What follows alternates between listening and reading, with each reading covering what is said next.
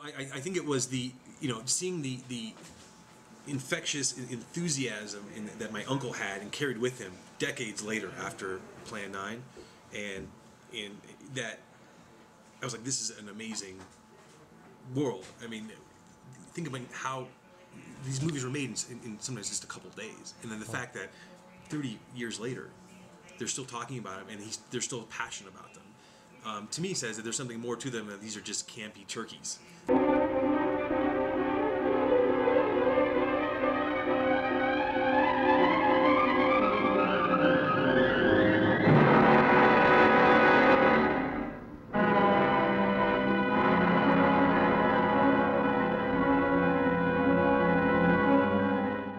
And I have a theory that the whole thing was shot in one day, that he was given access to this location and he just ran through it and as fast as he could. And then there's a little bit of stock footage mashed in there as well, but it has all the sort of trademarks you're looking for in the Ed Wood film.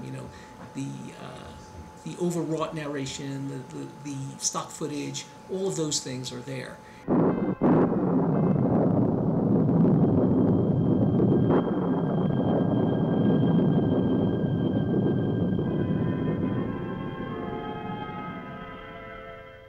In some way also, I think the thing that's nice about the story is that it's like a personal story that meant a lot to Ed. After hours in the theater, when the cast and crew have gone, long after the last of the audience has left, a new world appears. That of the spirit and the unseen.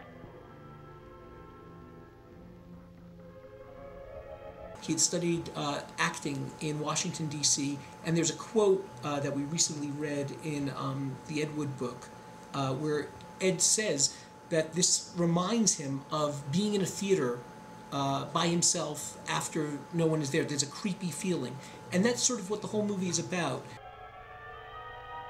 There is a movement in the balcony. Perhaps a seat has fallen on its hinges.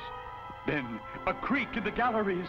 Another guide lamp goes out, as had its counterpart before.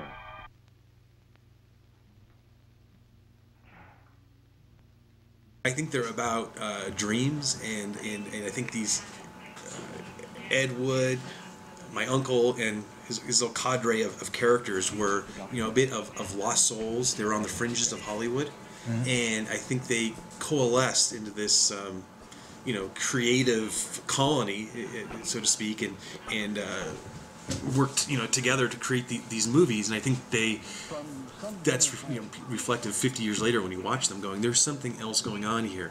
The knob on this door feels the same as the rail on the staircase, but this time I am ready for the clammy sensation. The door opens easily without a sound. The window at the back lets the moonlight filter through to permit me to see the silhouette of a woman with long, silk-like hair. I am startled, unable for the moment to move. This movie is about a guy who is wandering through an empty theater looking for something. And in some way, metaphorically, I think it connects very much to his life.